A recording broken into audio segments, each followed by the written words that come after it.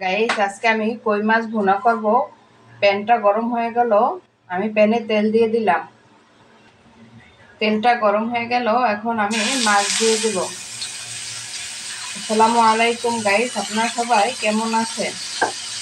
আমি মাছটাকে হলুদ মরিচ দিয়ে মেখে নিয়েছিলাম।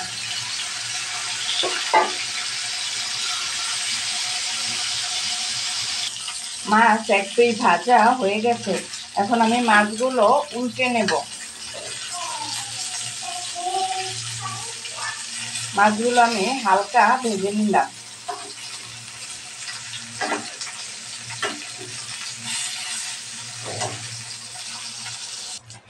আমার মাছটা ভাজা হয়ে গেছে, এখন আমি বাটিতে তুলে নেব।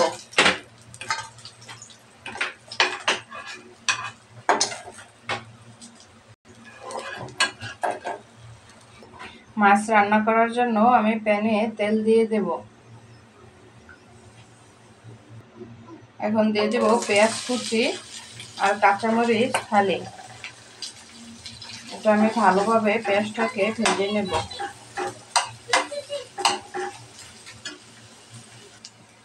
আমার পেঁয়াজটা হালকা ভাজা হয়ে গেছে, আমি আরো ভেজে নিতাম কিন্তু এই জায়গায় গ্যাস নাই। এখন আমি এটার সাথে অ্যাড করব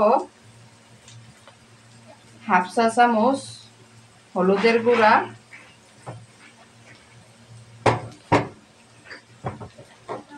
2 চা চামচ মরিচের গুঁড়া, 1 চা চামচ টালা জিরার গুঁড়া।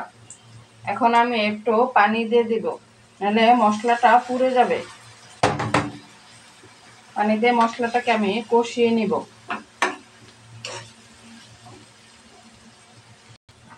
আর দিয়ে দিব স্বাদ মতো লবণ।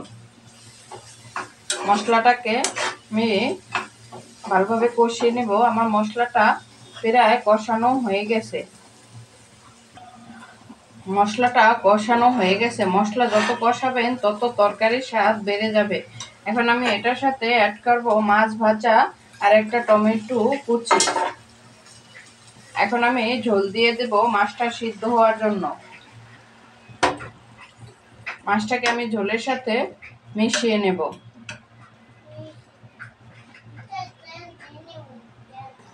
একটু নাড়াচাড়া করে নেব, নিচে যেন লেগে না যায়।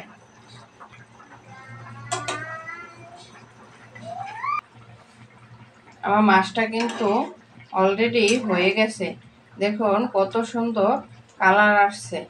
এখন আমি এটার সাথে দিয়ে দেব টালা জিরা দিয়ে দিলে তরকারির স্বাদটা আরও বেড়ে যায়।